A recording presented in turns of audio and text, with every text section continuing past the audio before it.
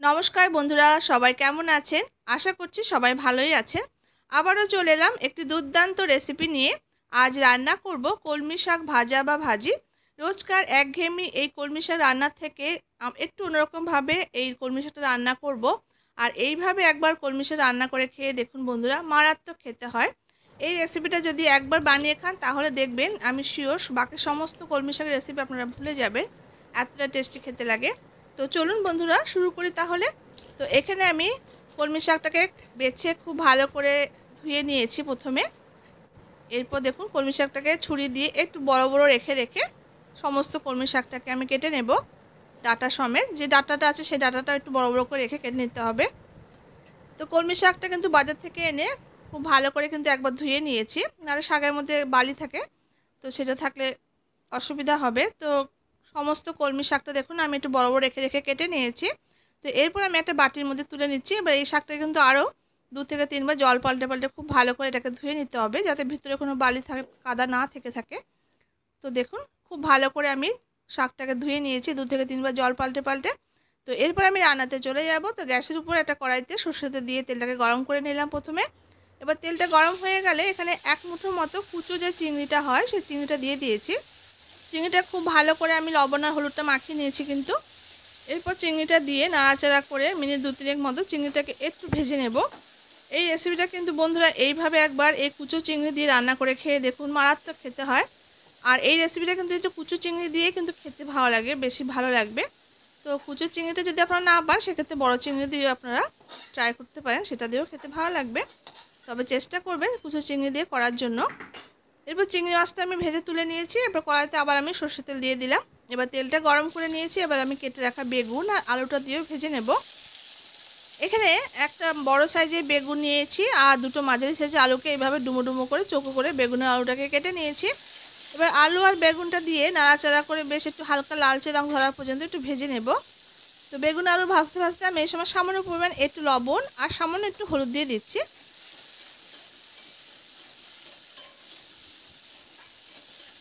তো দেখুন মিনিট 3-4 সময় ধরে নাড়াচাড়া করে আলু আর বেগুনটাকে বেশ একটু লালচে করে ভেজে নিয়েছি। এরকম একটু লালচে রং ধরে গেলেই কিন্তু নামিয়ে নিতে হবে। তো এবার আলু বেগুনটাকে আমি নামিয়ে রাখছি।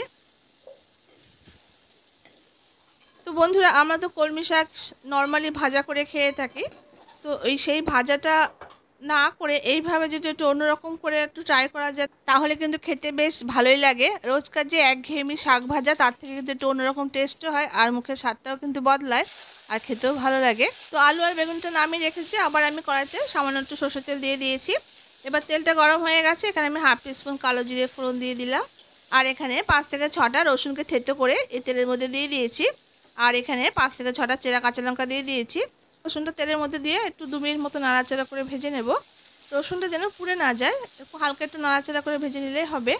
এরপর রসুনটা একটু নাড়াচাড়া করে ভেজে নেওয়ার পর এখানে একটা বড় সাইজের পেঁয়াজ কুচিয়ে দিয়ে দিয়েছি। এবার পেঁয়াজটা দিয়ে মিনিট 2-3 জন্য নাড়াচাড়া করে বেশ একটু হালকা লালচে রং ধরা পর্যন্ত ভেজে নেব। তো দেখুন পেঁয়াজটা হালকা ব্রাউন রং ধরে এসেছে, পেঁয়াজটা কিন্তু খুব ভালো মতো করে আমার ভাজাটা হয়ে গেছে। এরপর এই পর্যায়ে আমি গুঁড়ো মশলাগুলো অ্যাড করে দেব। তো এখানে আমি হাফ টিস্পুন হলুদের গুঁড়ো দিয়েছি, এখানে হাফ টিস্পুন একটু লাল লঙ্কার গুঁড়ো দিয়েছি, আর এখানে হাফ টিস্পুন জিরে গুঁড়ো দিয়েছি, আর টেস্ট হিসাবে এখানে লবণটা দিয়ে দিলাম। এবার সামান্য একটু জল দিয়ে দিয়েছি যাতে মশলাটা কষাতে কষাতে পুড়ে না যায়। তো সামান্য একটু জল দিয়ে মিনিট 2-3 মতো মশলাটাকে খুব ভালো করে একটু কষিয়ে নিতে হবে। তো মশলাটা দেখুন খুব ভালো করে কষানো হয়ে গেছে। মশলা চারদিক থেকে দেখুন তেল ফুটতে শুরু করেছে। এবার এই পর্যায়ে আমি যে কেটে ধুয়ে রেখেছিলাম শাকটা, এই শাকটা আমি এই পর্যায়ে দিয়ে দিচ্ছি, কলমি শাকটাকে।